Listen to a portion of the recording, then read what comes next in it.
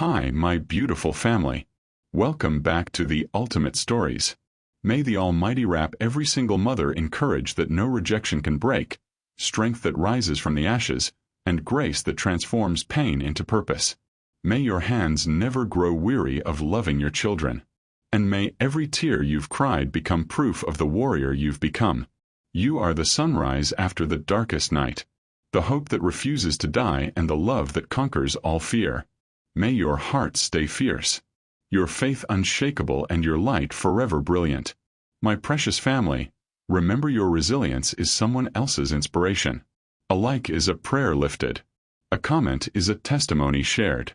This is mission 1,000 likes for every single mother who stood alone, who built empires from nothing, who still believes in second chances. If your heart beats with hope, like this video. If your soul walks in strength, comment, I believe in redemption. Deborah Wilkins had never felt smaller than she did standing in James Brooks's penthouse office, watching the man she loved transform into a corporation wearing human skin. The pregnancy test had been positive for 3 days. She'd carried the secret like a fragile hope, imagining a dozen different versions of this moment. None of them looked like this. You're not listening to me. James moved through the space like he was giving a presentation to shareholders, gesturing at imaginary charts only he could see.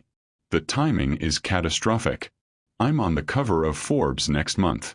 The profile is about my dedication, my focus, my ability to make difficult decisions without emotional interference. Do you understand what a pregnancy scandal would do to that narrative? Scandal. The word tasted like acid. That's what you call a baby. I call it what it is, a liability. He pulled up his phone, swiping through his calendar like he was scheduling a dental appointment. My dating life is already scrutinized. Entertainment Tonight did a segment last week speculating about my mystery woman. If they connect you to me, if they discover you're pregnant, the story becomes about my personal life instead of my business acumen. My competitors would use it. My board would question my judgment. Deborah watched him pace, watched him calculate, watched him reduce 4 months of intimacy to a risk assessment. You said I was different. You said being with me was the first time you felt like yourself in years. And I meant it in the moment. James finally looked at her, his expression almost pitying. But moments pass, Deborah. Reality is permanent. The reality is I built Brooks Global Holdings from the ground up after my father's company collapsed. I've spent 15 years reconstructing our family name. I can't let a relationship, no matter how enjoyable, derail everything I've worked for. The check sat between them, 7 figures that might as well have been blood money. Deborah stared at it, understanding crystallizing like ice in her chest. This wasn't a conversation. This was a termination. She was being fired from his life with severance pay. What if I keep it? Her voice was barely a whisper. James's face hardened. Then you do it without me.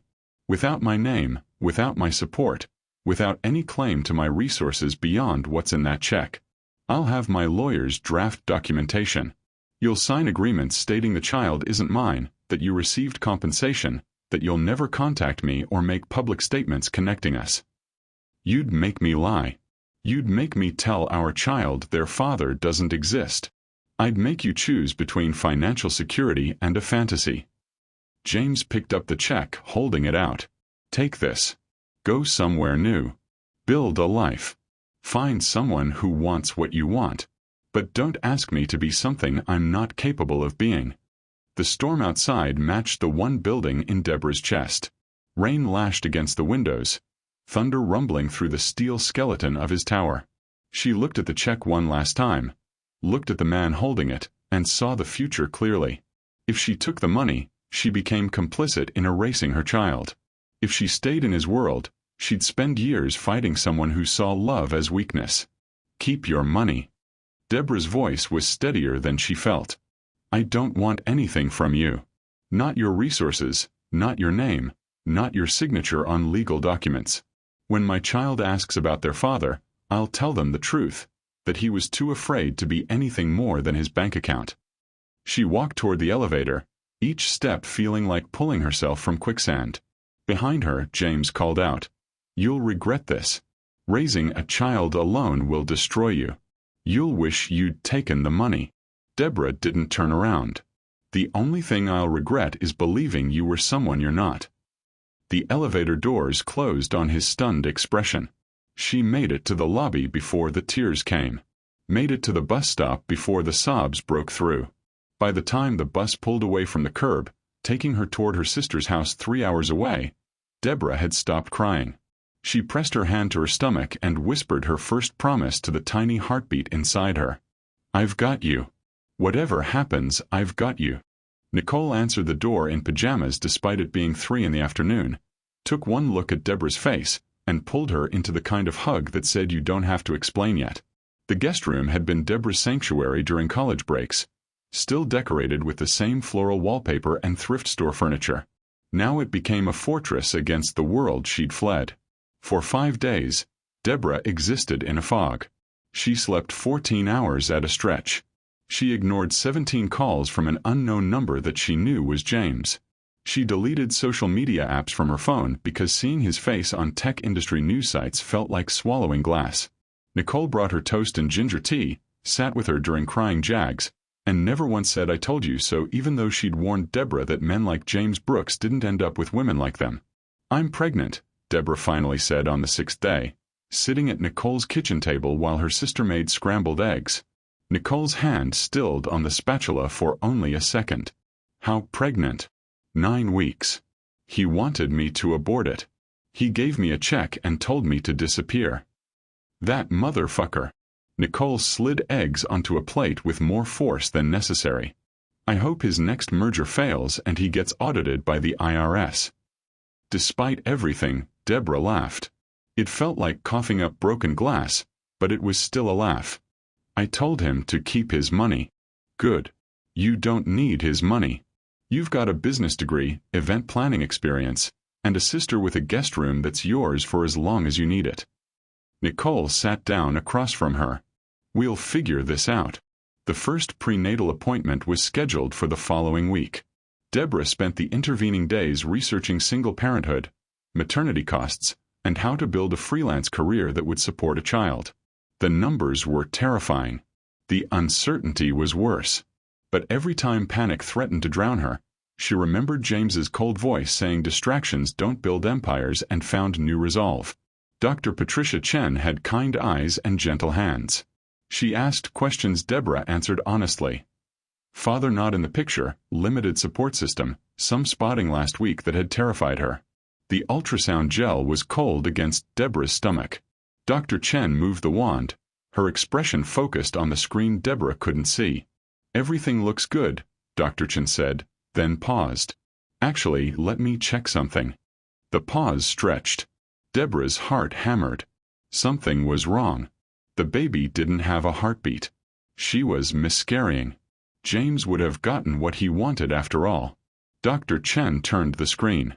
Congratulations. You're having triplets. The words didn't make sense.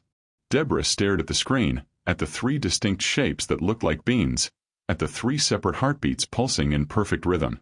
That's not possible. It's definitely possible. You can see here.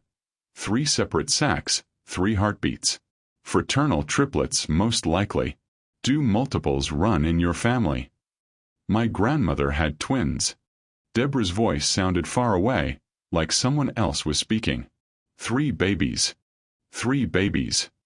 Dr. Chen's smile was warm. I know this is overwhelming, especially given your circumstances. Triplet pregnancies are considered high risk, so we'll need to monitor you closely. But right now, everything looks healthy. Deborah drove back to Nicole's house in a daze. 3 babies. Not one life James wanted erased, but 3. 3 souls who would need feeding, clothing, loving. 3 college funds. 3 simultaneous terrible twos. The cosmic irony was almost funny. Of course her body would do something extraordinary. Of course nothing about this would be simple. That night, while Nicole researched cribs that could fit 3 babies in a small room, Deborah sat in the bathtub and talked to her stomach. I don't know how I'm going to do this, she whispered. I don't know how I'm going to afford you or raise you or keep you all alive. But I'm going to try. I'm going to try so hard. She named them before they were even born. Dawn for the new beginning she was choosing. Marie, after her grandmother who'd raised 7 children during the Depression and never once complained about the unfairness of life. And Angelo, her guardian angel, because she was going to need divine intervention to survive this. 3 heartbeats. 3 lives. 3 reasons to become someone stronger than she'd ever imagined being. Pregnancy with triplets was a special circle of hell that nobody warned you about. By week 12, Deborah looked 6 months pregnant. By week 16, she couldn't see her feet. By week 20, simple tasks like putting on shoes required strategic planning and Nicole's assistance. The morning sickness wasn't morning. It was all day, every day for 16 weeks straight. Deborah kept a bucket beside the bed and crackers on every surface. She discovered that ginger tea was a lie sold by people who'd never experienced real nausea. The smell of cooking meat made her vomit. The sight of eggs made her gag. She survived on plain pasta, applesauce, and the occasional protein shake Nicole forced on her. "You're growing 3 humans," Nicole would say, holding Deborah's hair back while she threw up for the 3rd time before noon. "Your body is performing miracles. It's allowed to be dramatic about it." The body changes were surreal. Her skin stretched until she could see the outline of tiny feet and hands pressing against her from the inside. Her back ached constantly. Her hips separated to make room, causing pain that woke her every time she rolled over. She developed carpal tunnel in both wrists from swelling. Her feet disappeared beneath fluid retention. She peed every 30 minutes, even when she was certain her bladder was empty. But the worst part wasn't physical. The worst part was the loneliness of going through it without a partner. No one to rub her feet or run out for midnight cravings. No one to attend prenatal appointments and hold her hand during ultrasounds. No one to paint a nursery or argue about baby names. Nicole did her best, but she had her own family, her own job, her own life. Deborah started taking online courses in event planning and coordination during her 2nd trimester, studying between bathroom visits and pregnancy naps. She needed a career that offered flexibility and decent income. She needed to build something sustainable before 3 babies arrived and made everything exponentially harder. The course material came easily. Vendor management, budget planning, client relations, crisis management. She'd always been organized, detail-oriented, good at solving problems under pressure. Now she had the ultimate motivation. 3 children who would need everything. At 34 weeks, Deborah's water broke during dinner. One moment she was eating Nicole's homemade lasagna, the next she was sitting in a puddle, staring at her sister in panic. "It's too early. It's 6 weeks too early. It's okay."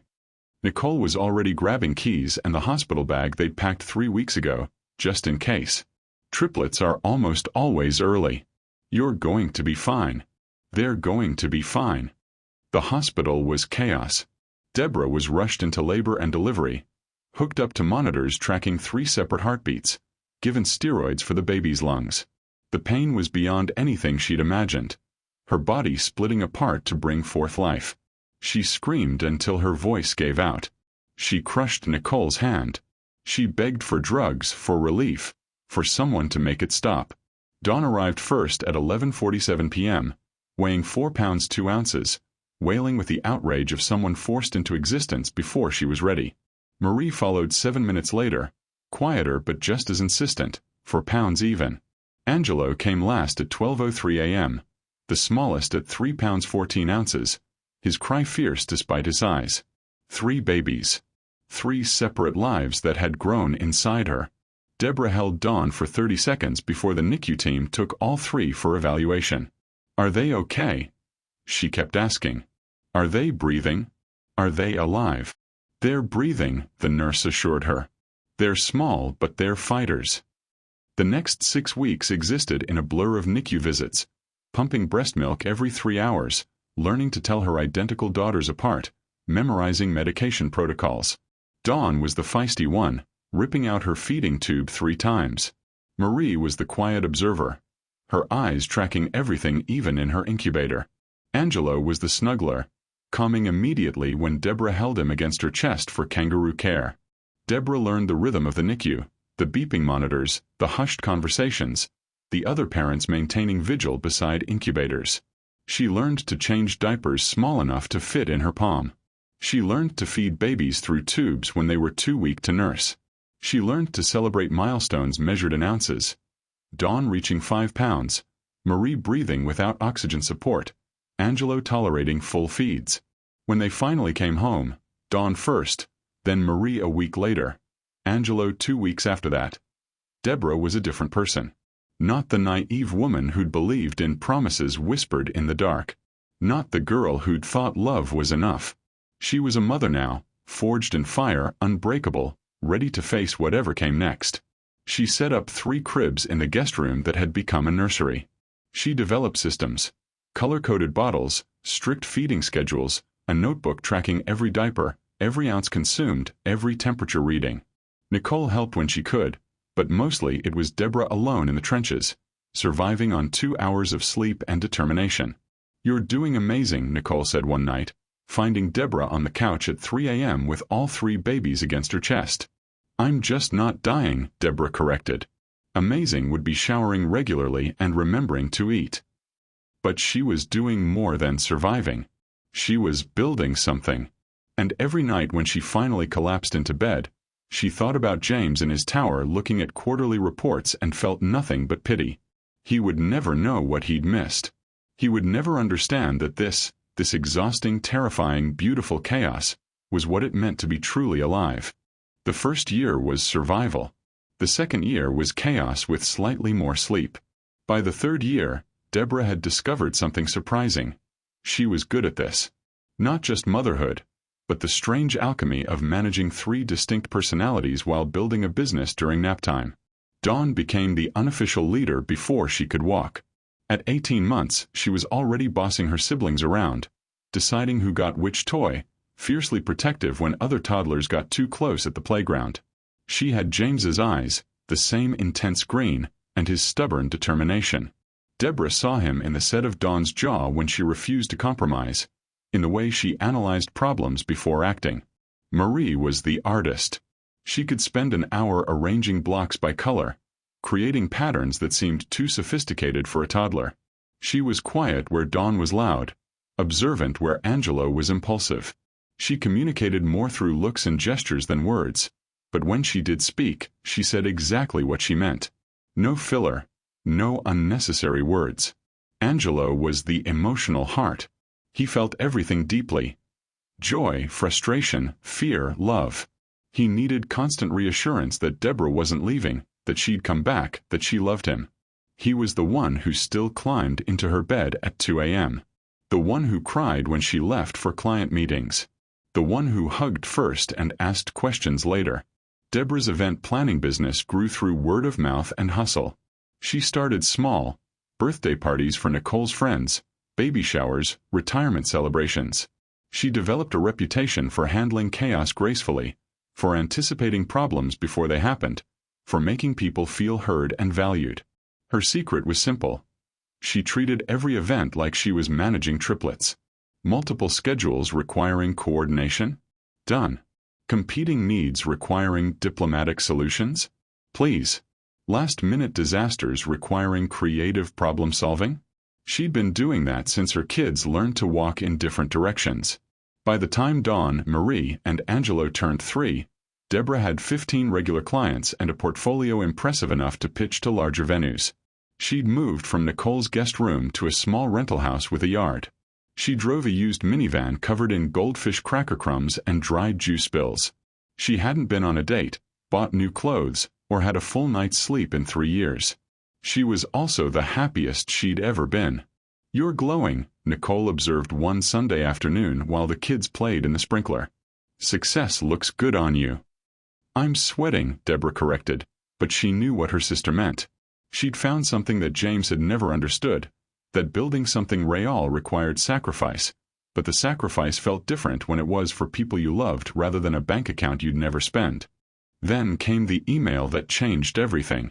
The Pinnacle Hotel was hosting their annual charity gala, the social event of the season, with wealthy donors, media coverage, and enough prestige to establish her as a top-tier coordinator. They'd seen her work at a corporate event and wanted to discuss having her coordinate the entire affair. The location made Deborah's stomach clench. The pinnacle was in the city she'd fled. James's world. His network. His territory. "You have to take it," Nicole said when Deborah showed her the email. "This is your Forbes cover moment.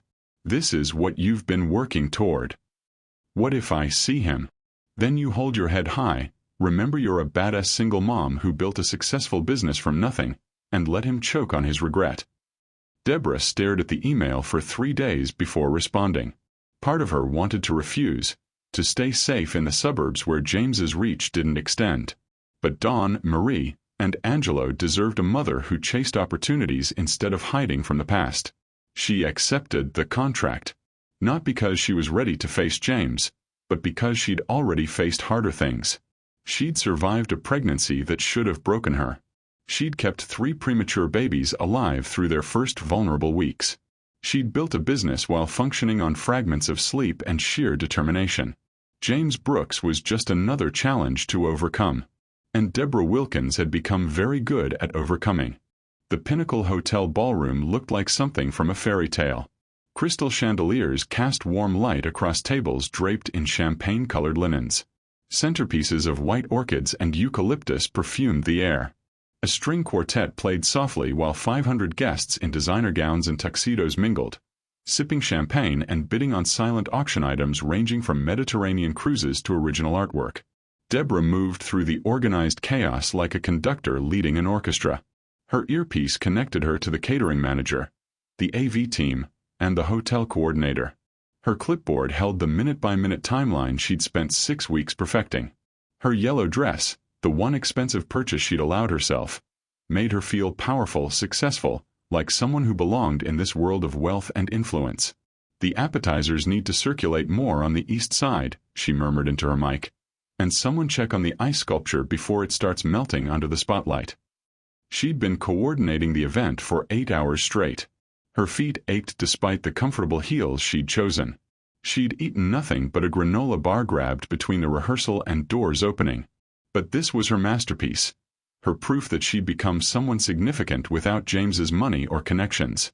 James Brooks arrived at 7:45 p.m., fashionably late enough to make an entrance.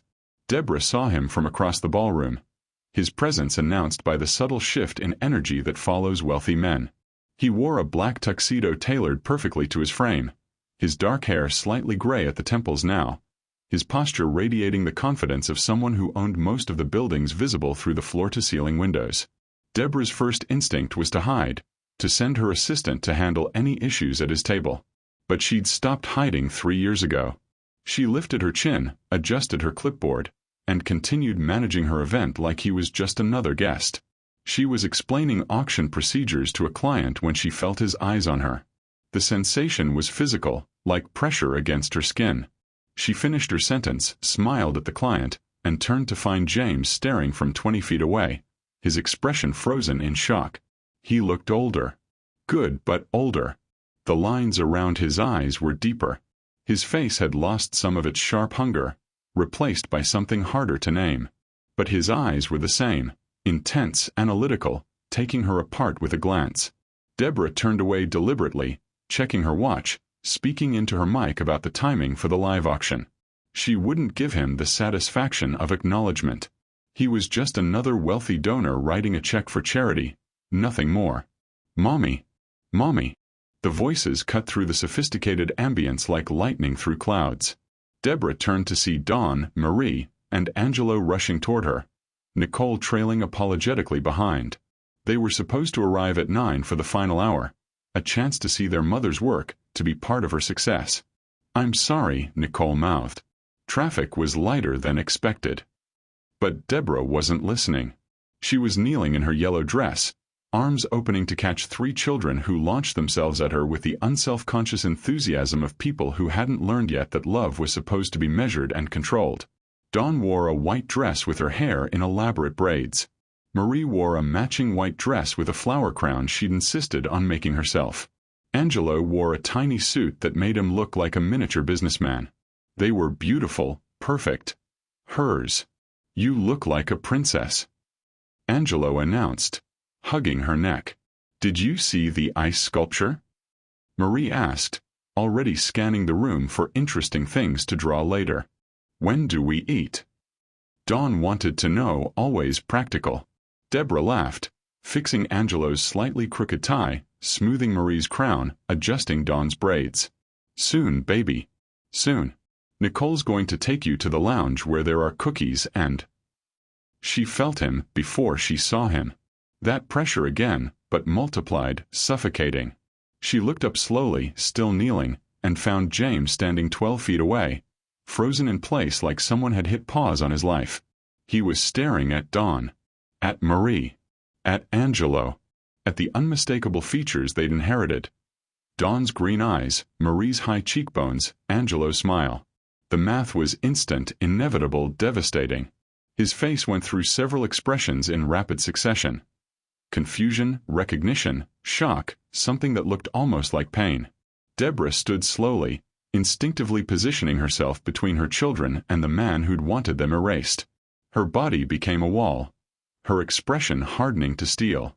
"Nicole," she said quietly, never taking her eyes off James. "Take the kids to the lounge. Now." "But Mommy," Angelo protested. "Now."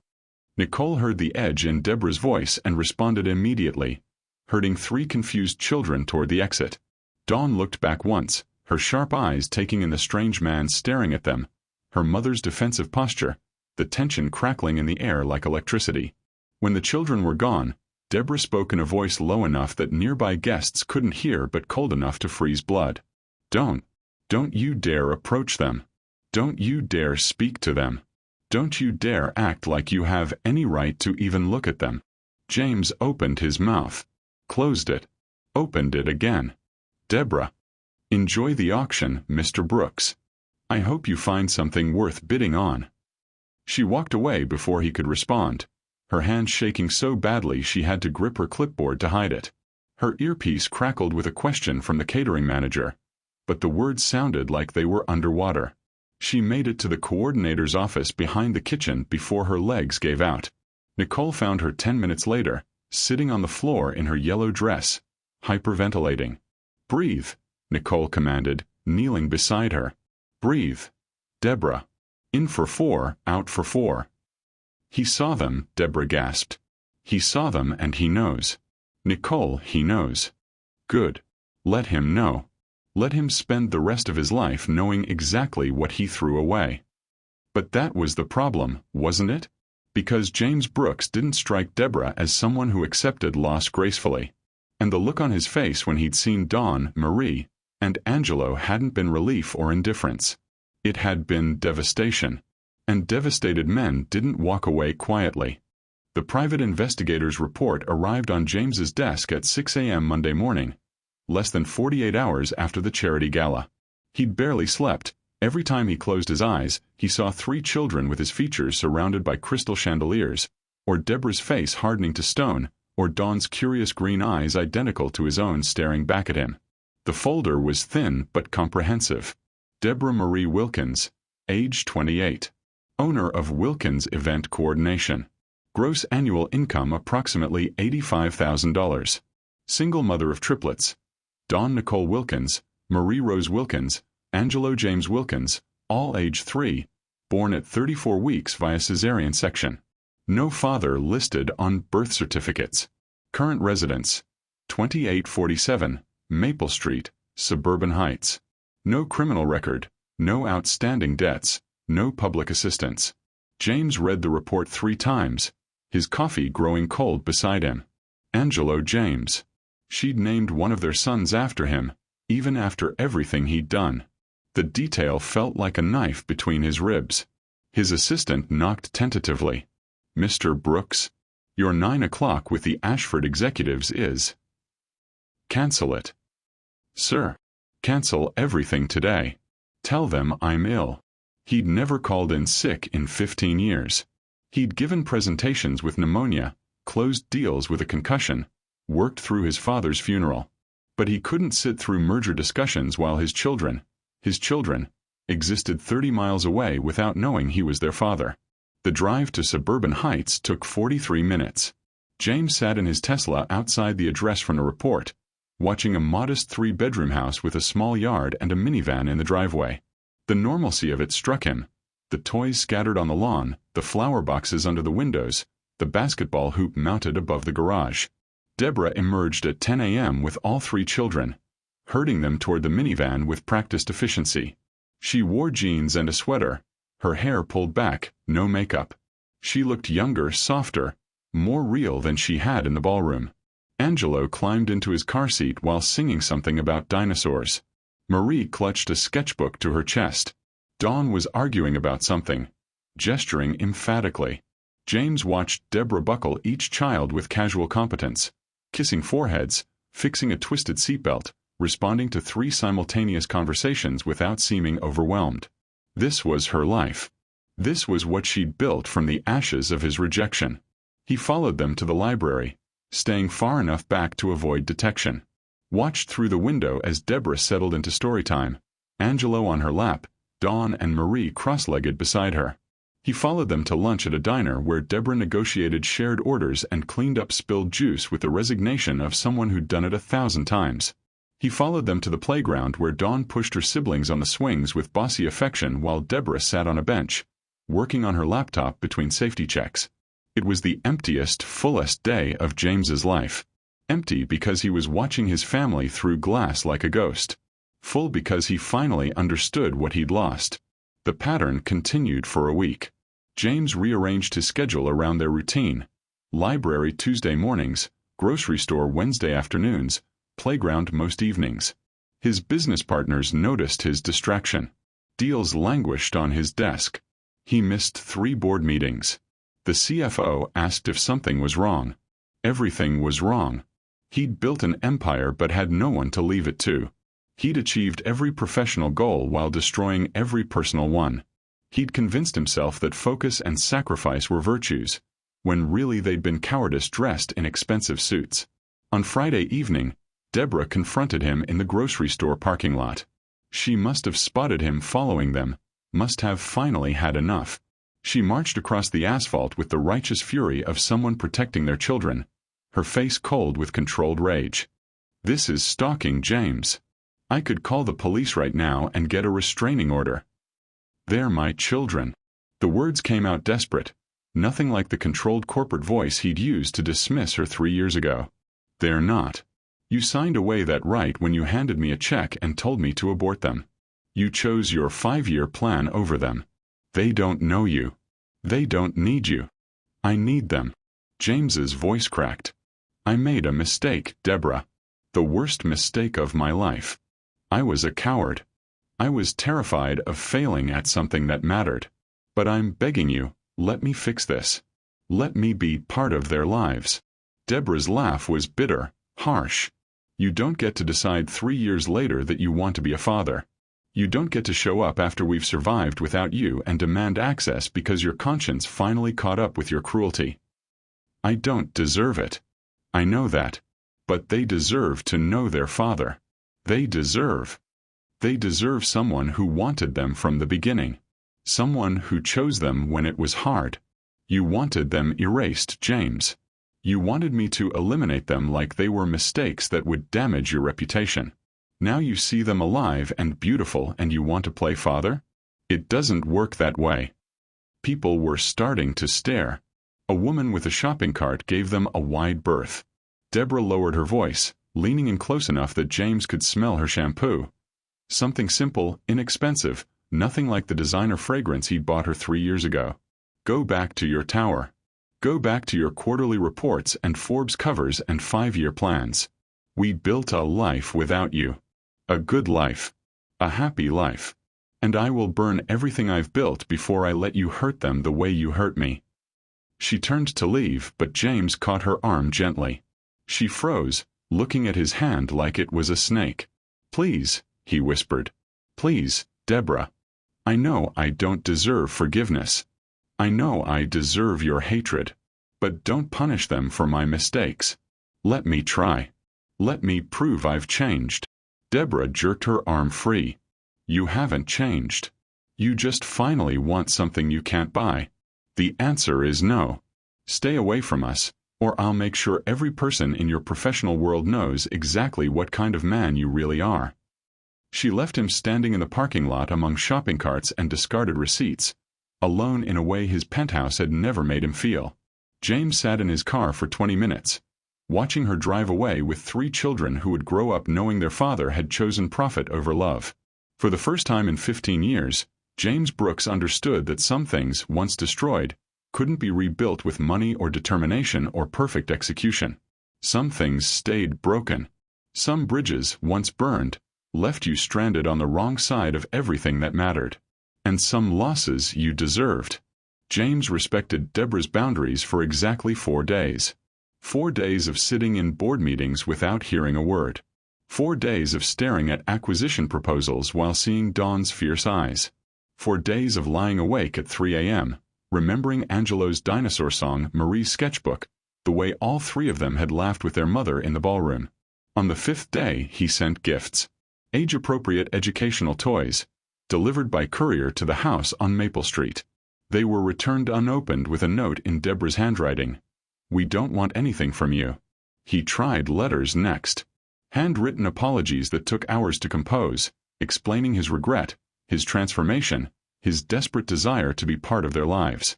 Deborah must have burned them. He never received responses. His business partners noticed the decline. A major tech merger fell through because James couldn't focus during negotiations. He missed his Forbes interview, forgot about a CNBC appearance, stopped returning calls from investors. His assistant gently suggested he might need time off. "I'm fine," James lied, signing documents without reading them, making decisions by rote instead of analysis.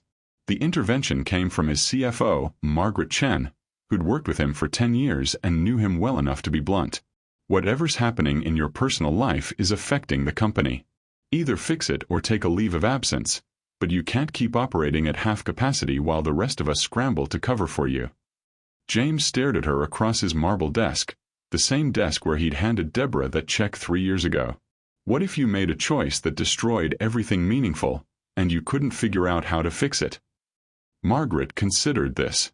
Then you either accept you can't fix it and move on, or you accept that fixing it might require destroying everything you built to make the choice in the first place. There's no third option where you get to keep everything. The truth settled into James's bones. He'd built Brooks Global Holdings by sacrificing relationships, vulnerability, anything that required emotional risk. He'd convinced himself that success required ruthlessness. But what was success worth if you had no one to share it with? Then came Thursday afternoon, and everything changed. James was in a meeting with international investors when his personal phone buzzed, the number he'd given Deborah 3 weeks ago in a letter she'd probably burned. He ignored it. It buzzed again. Then again. He excused himself and checked the screen. 7 missed calls from Deborah's number. 1 voicemail. His hands shook as he listened. "James." Deborah's voice was tight with barely controlled panic. "Angelo's having an asthma attack. A bad one. We're at Mercy General Hospital. A pause, a shaky breath. "I have 3 children and I can't be in 2 places. Nicole's out of town. I don't know who else to call. If you're serious about wanting to help, I need you at the hospital. I need you to stay with Dawn and Marie while I'm with Angelo. Please." James didn't remember the drive to Mercy General. One moment he was in his downtown office, the next he was running through the pediatric emergency entrance, searching for Deborah's face among the chaos. He found her outside a trauma room, holding herself together through sheer force of will while Dawn and Marie clung to her legs. Marie was crying silently, her flower crown crushed in her small fists. Dawn's face was pale, her usual confidence replaced by raw fear. "Deborah." She turned, and James saw the exact moment she decided to trust him. Not forgiveness, not reconciliation, but desperate necessity. They took Angelo back 15 minutes ago. His oxygen levels dropped to 82%. They're trying to stabilize him. "I need to be in there, but I can't leave them alone in the waiting room." "Go." James knelt in front of Dawn and Marie, making himself their height. "I've got them. I promise. Go be with Angelo." Deborah hesitated for only a second before disappearing into the trauma room, leaving James alone with two frightened 3-year-olds who didn't know he was their father. The next 6 hours were the longest of James's life. He sat in the pediatric waiting room with a daughter on each side, trying to comfort children he had no right to touch. Dawn kept asking questions he couldn't answer. Why was Angelo sick? Would he die? Why did the doctors need so many machines? Your mom said the doctors are really good, James offered, feeling hopelessly inadequate. They know how to help him breathe better. Are you Mommy's friend? Marie asked quietly, speaking for the first time. James didn't know how to answer. I used to know your mom. A long time ago. Do you have kids? Dawn's sharp eyes assessed him. The lie stuck in his throat. Not anymore. They accepted this non-answer with the strange logic of children. James bought them crackers and juice from vending machines, read picture books from the children's section over and over until he had them memorized, invented stories when the books ran out. He learned that Dawn liked facts and logic, that Marie communicated more through drawings than words, that both of them were braver than most adults he knew. Around 8 p.m., Marie fell asleep against his shoulder, her small body warm and trusting. Dawn fought sleep longer, determined to wait for news about her brother. He's the youngest, she explained seriously. I'm supposed to protect him. Your mom's protecting him right now, James said. And the doctors. Sometimes protecting someone means letting other people help. Dawn considered this, her green eyes, his eyes, studying his face. You look sad. I am sad. But I'm glad I could help your mom today. She doesn't usually ask for help. She says we're a team and we take care of each other. That's because your mom is very strong. But even strong people need help sometimes. Dawn finally fell asleep around 9, her head heavy against his other shoulder. James sat frozen between his sleeping daughters, his expensive suit wrinkled and stained with spilled juice, and felt more purpose than any corporate achievement had ever given him. Deborah emerged at 11 p.m., looking exhausted but relieved. He's stable. They're admitting him for observation, but he's breathing better. I can stay overnight with him. She stopped when she saw James sitting motionless with both girls asleep against him, their small hands clutching his jacket. Something in her expression shifted. Not forgiveness, but recognition. Thank you, she said quietly. For coming. For staying. Where else would I be? The answer seemed to surprise her. She carefully lifted Marie from his shoulder, then Dawn, both girls stirring but not waking fully. I'll call a cab to take you home. Nicole can pick them up in the morning when she gets back. I can drive them home. I can stay with them tonight if you need to be here with Angelo. Deborah looked at him for a long moment, weighing trust against necessity. My house keys are in my purse. The alarm code is 0921, their birthday. Dawn sleeps with a nightlight. Marie needs her stuffed rabbit or she'll wake up. Angelo, her voice caught. Angelo's not there, but his inhaler is on the kitchen counter. Sometimes Dawn gets anxious when he's not in his bed. I've got this. James stood carefully, helping gather sleeping children and scattered belongings. Focus on Angelo. I'll keep them safe. If you let anything happen to them. I won't. I promise. Deborah. I won't. She nodded once, then disappeared back into Angelo's room. James drove to the house on Maple Street with 2 sleeping daughters in the back seat, carried them inside one at a time, tucked them into beds in a room decorated with hand-drawn pictures and second-hand furniture. He found the stuffed rabbit and placed it beside Marie. He turned on Dawn's nightlight. He stood in the doorway of Angelo's empty bed and felt the weight of absence. At 2 a.m., Dawn woke crying for her mother. James sat on the floor beside her bed, letting her small hand grip his while he explained again that Angelo was getting better, that Mommy would be home tomorrow, that everything would be okay. Promise. Dawn whispered. James thought about all the promises he'd broken, all the certainties that had turned to lies. I can't promise everything will always be okay.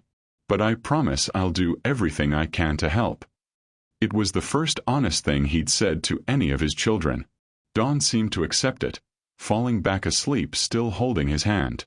James stayed on the floor until dawn, watching his daughter breathe, understanding that this terrifying vulnerability, this willingness to be needed, was what he'd been running from his entire life. Deborah established conditions for James's involvement that were designed to be impossible. Supervised visits only, twice weekly, always at Nicole's house with Nicole present. No gifts without explicit approval. No promises he couldn't keep. No discussion of the past in front of the children. No legal claims to parental rights. One violation, one complaint from the children, one moment of prioritizing business over presence, and he would be permanently exiled from their lives. James accepted every term without argument. The first supervised visit was Tuesday afternoon at 4 p.m. James arrived 15 minutes early, parked outside Nicole's house, and tried to calm his racing heart. He'd faced hostile takeovers and billion-dollar negotiations without this level of anxiety. Nicole met him at the door with the expression of someone who'd gladly commit violence if given sufficient provocation. Ground rules. You follow Deborah's instructions exactly. You don't try to buy their affection. You don't badmouth their mother. You don't make this about your guilt. This is about them, not you. Understood. Understood. The children were in the living room. Angelo saw James and launched himself forward with the uncomplicated joy of someone too young to hold grudges. You came back. Mommy said you might come back. James caught him, this small person who carried his name, and felt something crack open in his chest. I came back. I'll keep coming back if that's okay with you. It's okay with me, Angelo announced. Marie, Dawn, he came back. Marie watched from behind Deborah, her dark eyes assessing. Dawn stood with arms crossed, her posture protective. Why weren't you here before? The question was a test. James could feel everyone watching. Deborah, Nicole, even Marie from her safe distance. He knelt down to Dawn's eye level, refusing to hide behind comfortable lies. Because I was scared and selfish. Because I thought other things were more important than being a father. I was wrong. I'm sorry. Did you not want us? Dawn's voice was matter-of-fact, but James heard the hurt underneath. I was too afraid to want anything. But I'm not afraid anymore. I want to know you. All of you. If you'll let me. Dawn considered this with the seriousness of someone 3 times her age. You can stay. But if you leave again, you can't come back. That's the rule. That's a good rule. I agree to it. The first visit lasted exactly 1 hour. James was terrible at it. He didn't know how to play their games, didn't understand their references to shows he'd never seen, panicked when Angelo started crying over a scraped knee. But he tried. He asked questions. He listened. He let Marie show him her drawings without offering money to buy better art supplies. He let Dawn explain the rules of her elaborate imaginary world without trying to optimize it. He let Angelo climb on him like a jungle gym without worrying about his expensive clothes. When the hour ended, Deborah appeared to collect them. How was it? She asked her children, not James. He doesn't know how to play restaurant right, Dawn reported. But he tried. He liked my drawings, Marie added quietly. I want him to come back. Angelo insisted. Deborah looked at James. Thursday at 4. Don't be late. He wasn't late. Not Thursday, not the following Tuesday, not any visit for the next 3 months. He showed up exactly on time, stayed exactly as long as permitted, followed every rule without complaint. His assistant learned to block Tuesday and Thursday afternoons as unmovable commitments. Business partners learned that he wouldn't take calls during those hours. The board questioned his reduced availability. James started choosing differently. A major investor wanted to meet Thursday at 4. James suggested an alternative time. The investor was offended. Didn't James know how significant this deal was? James did know. He also knew what was more significant. I have a prior commitment I can't break. If you'd like to reschedule, I'm available tomorrow morning or Friday afternoon. The investor complained to the board. Margaret Chen called James into her office. You're turning down a $50 million investment because of a scheduling conflict? I'm turning it down because I made a promise to 2 3-year-olds that I'd show up for them. They've had too many broken promises already. Margaret studied him. This is about those children. The ones from the PI report you thought I didn't know about. They're my children. I abandoned them. I'm trying to fix it. By destroying your company? If that's what it takes. James met her eyes. I built this company by sacrificing everything personal. I thought that made me strong. It made me empty. I won't make that mistake again. Over months, James learned his children's languages. Dawn needed logic and consistency. She tested boundaries not out of defiance but to ensure the world made sense. He learned to explain his decisions, to keep promises down to the minute, to give her the structure that made her feel safe. Marie needed quiet presence and artistic supplies. James started bringing sketchbooks and colored pencils, sitting beside her while she drew, offering observations instead of praise. I like how you made the sky purple, rather than, that's so good. She started showing him more, talking more, even sitting beside him sometimes instead of across the room. Angelo needed physical affection and constant reassurance. James learned to let him climb up without stiffening, to hug without calculating how long was appropriate, to say, I'm coming back every time he left because Angelo needed to hear it. The breakthrough came 7 months in. Dawn had been quiet during the visit, more withdrawn than usual. When Deborah came to collect them, Dawn suddenly turned to James. Can I call you Daddy? The room went silent. Deborah froze. Nicole stopped pretending to read her magazine. Marie looked up from her drawing. Angelo bounced excitedly, not understanding the weight of the moment. James's voice came out rough. You can call me whatever feels right to you. I want to call you Daddy. If that's okay. It's more than okay. James was crying and didn't care who saw. It would be an honor. Dawn nodded, satisfied, then paused. But if you leave, I'm going back to calling you James. That's the rule. That's a good rule. I won't leave. A week later, Marie created a family portrait. Deborah in the center, 3 children around her, and for the first time, a figure beside Deborah that was clearly meant to be James. She handed it to him shyly. For your house. So you remember us. James hung it in his office, replacing an original painting worth 6 figures. His business partners thought he'd lost his mind. James thought he'd finally found it. Angelo had been calling him Daddy since the second visit, asking every time, Are you my real daddy? James learned to say yes while explaining that real fathers show up, that DNA mattered less than presence, that he was trying to become the father Angelo deserved. At the 9-month mark, Deborah began allowing unsupervised visits. 2 hours at the park on Saturday mornings. James treated these mornings like religious observances, arriving early, staying late, learning to push swings and build sandcastles and arbitrate disputes over playground equipment. Other parents at the park assumed he was a divorced dad with weekend custody. James didn't correct them. The truth was more complicated and more shameful. One Saturday, an older woman sat beside him while their children played. You're good with them. Natural. How long have you been a single dad? I'm not. Their mother is. James struggled for words. She's the strongest person I've ever known. I'm just trying to show up the way she's been showing up for 3 years. The woman smiled. The best fathers are the ones who know they're still learning. James watched Dawn teaching Marie how to climb the monkey bars while Angelo built elaborate dirt kingdoms at the base. He thought about his 5-year plans, his quarterly projections, his obsession with control and measurable success. None of it had prepared him for this, for the way Angelo's laughter made his chest ache, or the way Marie's hand in his felt like trust, or the way Dawn's approval meant more than any board vote ever had. He was learning. Finally, desperately, gratefully learning that some things couldn't be planned or controlled. Some things required surrender. Some things required showing up every day and doing the work without guarantee of success. Some things required becoming someone entirely different than who you'd been.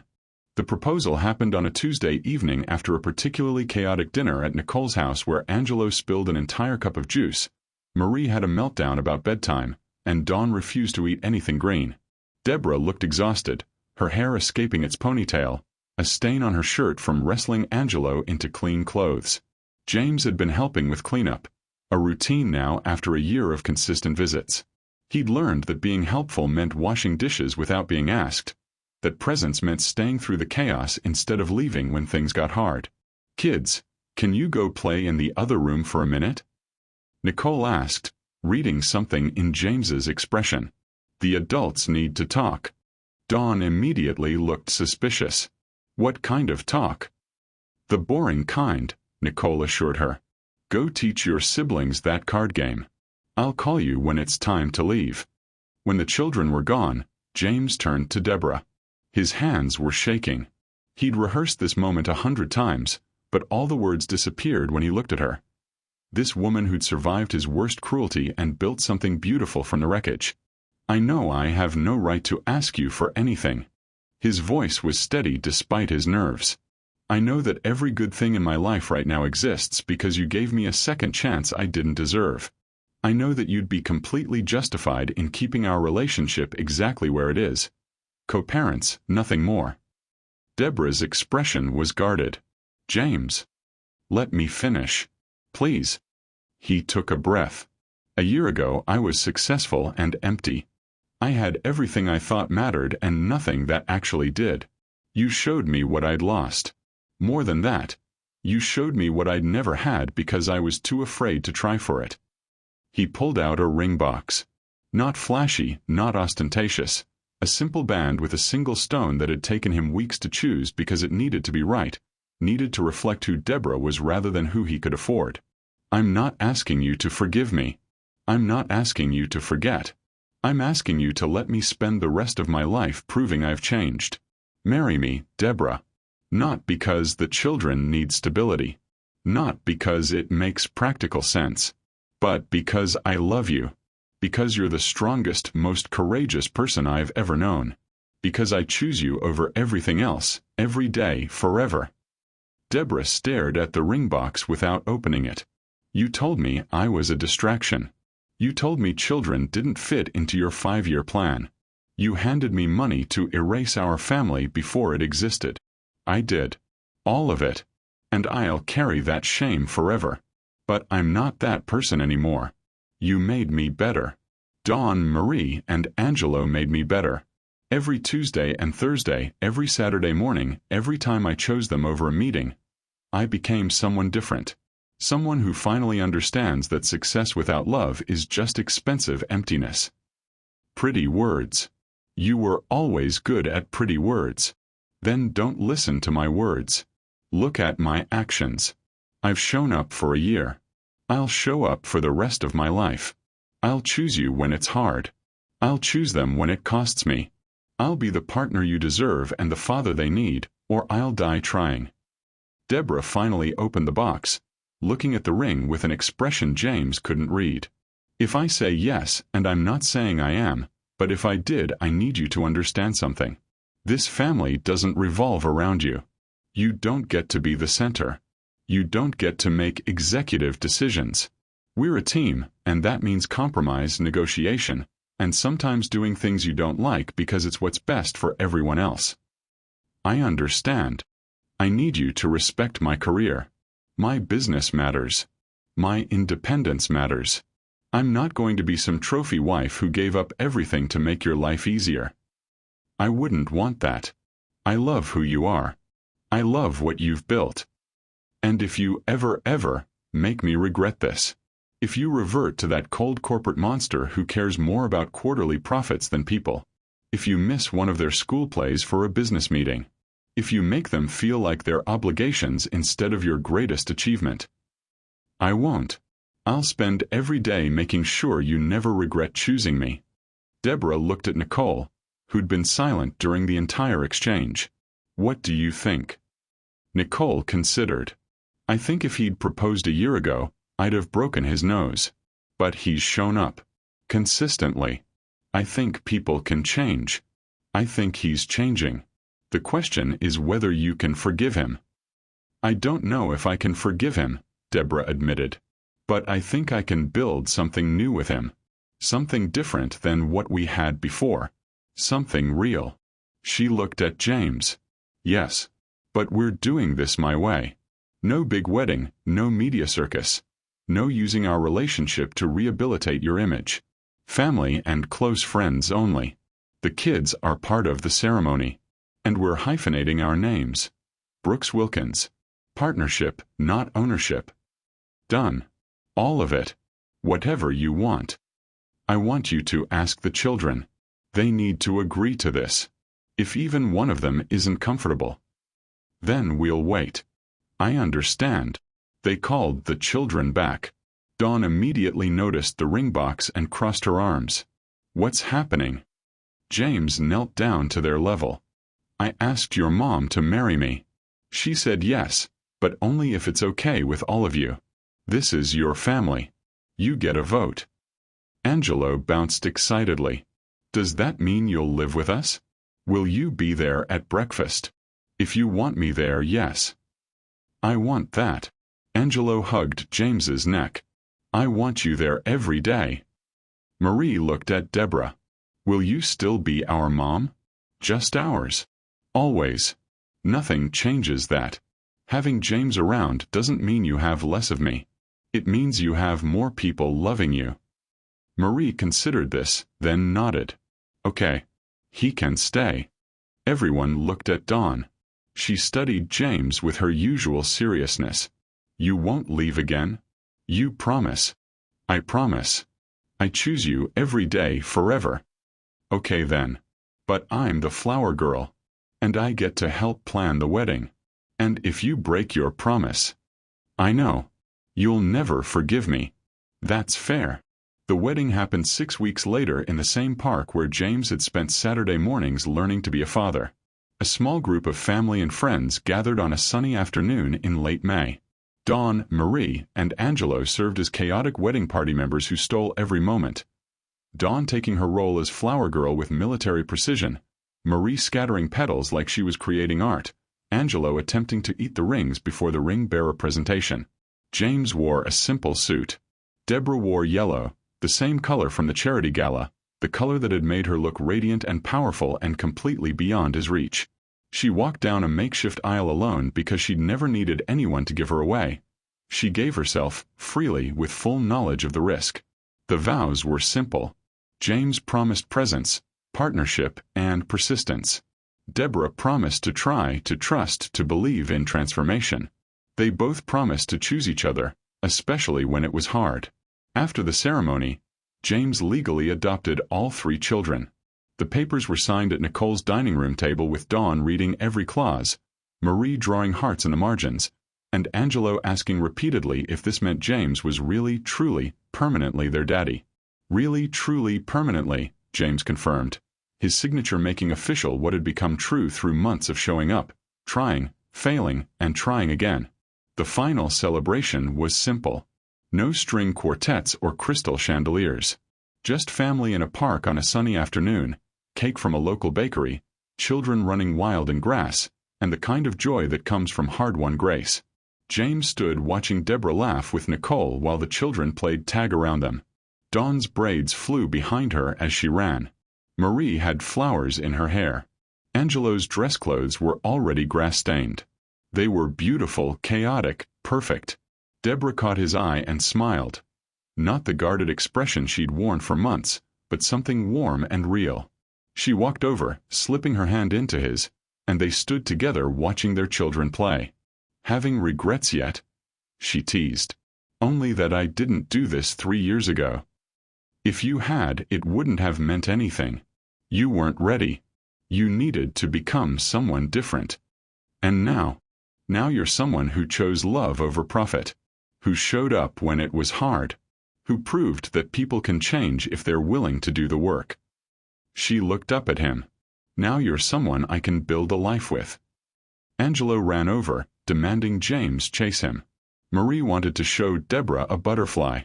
Dawn shouted that they were doing the ceremony wrong and needed to start over with proper flower petal distribution. James and Deborah looked at each other and laughed, the sound carrying across the park, mixing with children's voices and distant birdsong. They were a family now. Not perfect but real. Built on accountability, forgiveness, and the daily choice to show up even when it was hard. James caught Angelo mid-run, lifting him into the air while Marie tugged on Deborah's dress and Dawn organized everyone into formation for a photo she insisted they needed. The photographer captured the moment, James in his suit with Angelo on his shoulders, Deborah radiant in yellow with Marie holding her hand, Dawn standing proud in front wearing her flower crown. Not the family James had planned. Not what he'd imagined when he'd built his empire of steel and glass. Better. Infinitely, impossibly better. That evening, after guests had left and the children were asleep in the house that was now officially theirs together, James found Deborah on the porch. She was still in her yellow dress, looking at the stars, her expression peaceful. "What are you thinking about?" he asked, sitting beside her. "I'm thinking that 3 years ago, I was heartbroken and terrified and convinced my life was ending. And today I married the man who broke my heart, surrounded by 3 children he wanted me to abort, and I'm happy. Actually, genuinely happy. I'm sorry it took me so long to understand what mattered. You're here now. That's what matters." She leaned against him. "Don't make me regret this, James Brooks Wilkins." "I won't. I'll spend every day making sure you don't." And he meant it. Not as a promise whispered in the dark by someone trying to say what the moment required, but as a commitment made by someone who'd finally learned that some things, love, family, presence, were worth more than any empire. Some things were worth becoming an entirely different person to keep. Some things were worth everything.